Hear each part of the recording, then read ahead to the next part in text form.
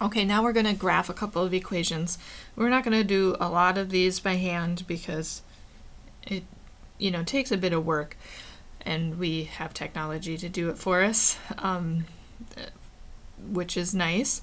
But you should practice a few by hand just so you understand how the graphing system works, and you should be able to do a simple equation like one of these two on the final. So let's see here. So when you do this, you want to plug in values of theta and solve for r. You for sure want to let theta go from 0 to 2 pi, but you might actually have to go even more, like further than that. Kind of just go like a quadrant at a time. And if the graph doesn't look complete after you cycle through to 2 pi, then you might need to go to 4 pi, or it depends on what. It's a little complicated because r can be positive or negative, so you don't necessarily get the full graph after 2 pi, and also when there's a period change that affects that as well. So there's usually a lot of symmetry in these graphs, and you kind of you'll kind of know that's not quite complete,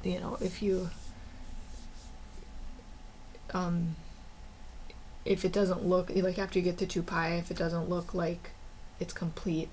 And sometimes it actually completes before you even get to 2 pi. You don't necessarily have to go all the way to 2 pi. All right, so let's just go ahead and do these two. These are pretty simple ones. So I'm gonna make a t-table here with input theta, output is r. And let's just, we'll plot all of the special values in the first quadrant. Let's start with that. So if theta is 0, so you're taking 3 sine of 0, which is of course 0. So the pole is part of the graph. And then let's do pi over 6. So 3 sine of pi over 6 is a half. So 3 halves are 1.5. So that would be this point. And then we'll do pi over 4. 3 times the square root of 2 over 2 then. So let's approximate that one. 3 square root of 2 divided by 2. Because we, want to count how many, count how many units here. It's nice to have an approximation. So pi over 4, we've got about just barely past 2. At pi over 3, we'll have 3 times square root of 3 over 2. So let's approximate that one.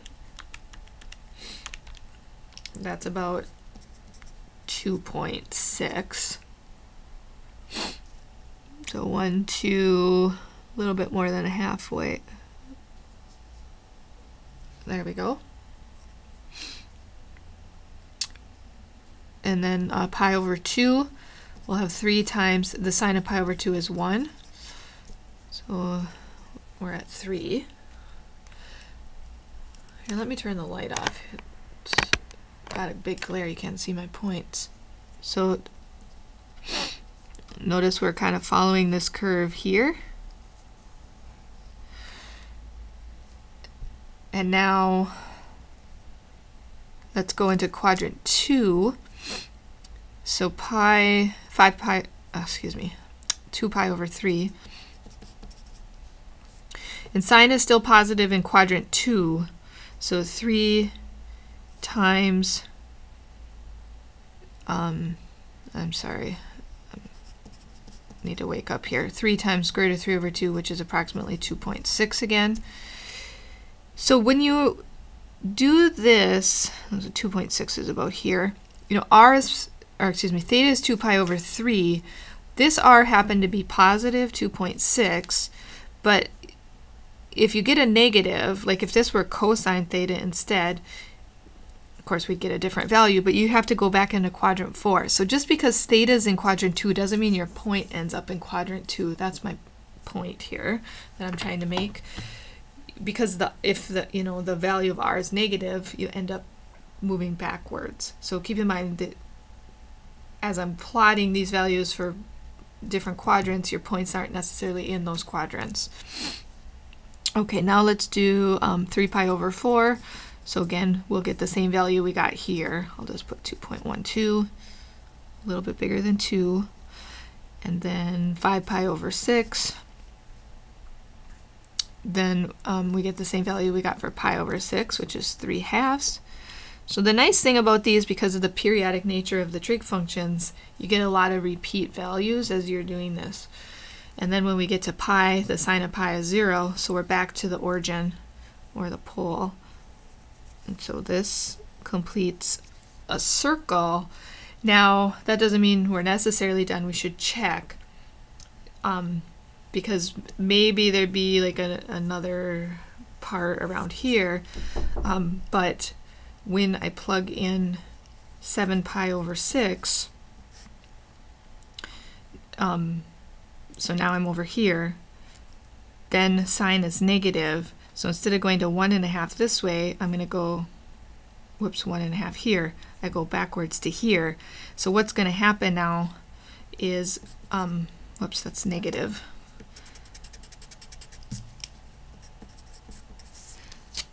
So this at 7 pi over 6 is this point.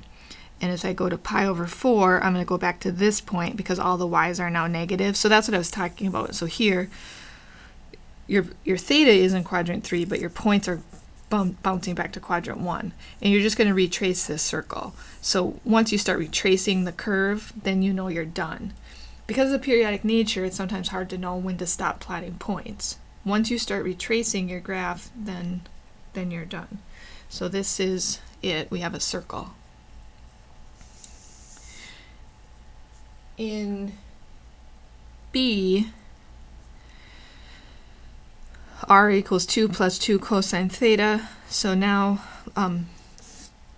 again, let's make a table. So let's again just do the same thing we did before. So go through the first quadrant, then the second, third, etc. So if theta is 0, we'd get 2 plus, cosine of 0 is 1, so that's equal to 4. 1, 2, 3, 4 is our first point. And then at pi over 6, we'd get 2 plus 2 times the square root of 3 over 2. So 2 plus the square root of 3. And that, well, this is about 1.7, right?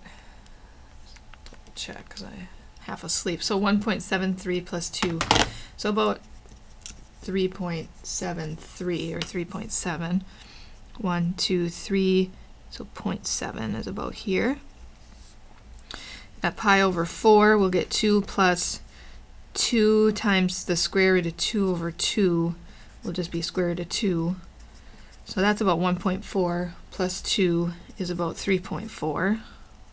So 1, 2, 3.4. You might want to just pause the video and see if you can complete this, and then, I know I'm going a little bit fast, but just pause it and do it on your own, and then see how you fared. All right, so pi over 3. Now we'd get 2 plus 2 times a half, which is 1, so we get 3. 1, 2, 3. Now we're up to pi over 2. Cosine of pi over 2 is 0, so we get 2. So far we have this.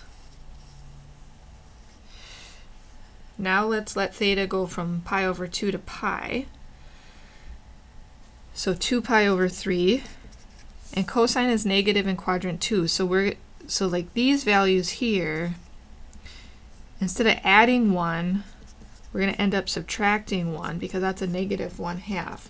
2 minus 1 is 1. So we get this point. And then 3 pi over 4. So likewise, it's going to be 2 minus square root of 2 instead of 2 plus square root of 2. And this is about 1.4, and this would be about 0.6. So a little more than. except that's in the wrong spot. This is 3 pi over 4.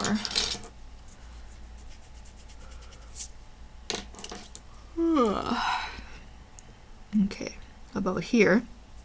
And then 5 pi over 6. Now we'll get 2 minus the square root of 3. And that's about 1.7. So 2 minus that will be about 0.3. And then we're to pi. So we're going to get 2 minus 2 times negative 1. Or excuse me, 2 plus 2 times negative 1, which will make it minus, so we're going to get 0. So this comes in like this. And now we move into where theta is quadrant, theta is in quadrant 3. And I'm kind of out of room here, but I'm just going to use, I can basically, in quadrant 3, cosine is still negative, so I'm just going to get all of these values again at 7 pi over 6, 5 pi over 4, etc. So, sorry, I'm getting a phone call.